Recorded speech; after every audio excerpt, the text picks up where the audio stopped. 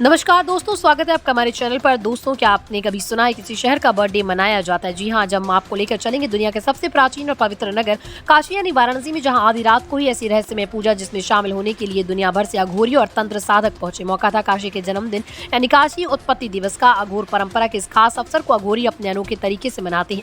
हरिश्चंद्र घाट पर पूरी रात योगिनी चक्र पूजन, भैरवी चक्र पूजन और शमशान पीठ पूजन हुआ। इस अनुष्ठान में ऐसी ऐसी बातें हुई जिन्हें जानकर आप भी दंग रह जाएंगे। दोस्तों, भाद्रपद माह के कृष्ण पक्ष की चतुर्दशी को अघोर परंपरा में बेहद खास माना जाता है। मान्यता है कि इस रात भगवान शिव ने काशी की स्थापना की थी। यही वजह है कि इस दिन को काशी का हैप्पी बर्थडे कहा जाता है। वाराणसी के महाशमशान हरिश्चंद्र घाट पर, जिसे अघोर योगिनी शमशान पीठ भी कहते हैं, इस मौके पर अघोर चतुर्दशी का आयोजन किया जाता है। आधी रात से लेकर तड़के 4 बजे तक चली इस विशेष पूजा में दुनिया भर से आए अघोरी और साधक शामिल हुए। इस अनुष्ठान का नेतृत्व किया अवधूत उग्र चंडेश्वर कपाल जी महाराज ने, जो इस पीठ के पीठाधीश्वर हैं। उन्होंने बताया कि पहले इस पूजा को मीडिया से दूर रखा जाता था, लेकिन अघोर और तंत्र को लेकर समाज में जो भ्रांतियां और दुष्प्रचार फैलाए जाते हैं, उन्हें दूर करने के लिए अब मीडिया को भी अनुमति दी गई। कपाल जी महाराज ने कहा, आज काशी उत्पत्ति दिवस है। आधी रात को भगवान अविमुक्तेश्वर, जो कायिक, मानसिक और वाचिक तीनों संबंध से मुक्त है, उन्हें काशी की स्थापना की थी। इसलिए आज के दिन हम योगिनी चक्र पूजन, भैरवी चक्र पूजन और शमशान पीठ पूजन करते हैं। इस पूजा का साधारण भाषा में समझें तो ये स्थल और सूक्ष्म और कारण यानी शरीर, मन और आत्मा तीनों को रोग, व्याधि और नकारात्मक ऊर्जा से मुक्त करने वाली साधना है।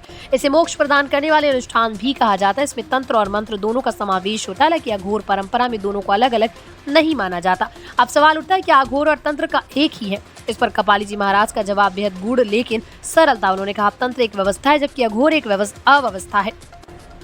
जैसे वैष्णव परंपरा में इसे परमहंस कहा जाता है, शाक्त में कैवल्य और शैव परंपरा में अघोर।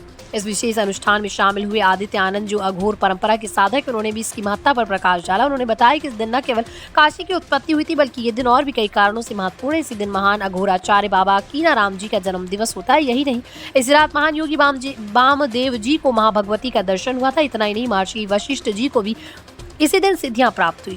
राशियों और खगोलीय दृष्टि से भी ये समय अत्यंत पवित्र और ऊर्जावान माना जाता है।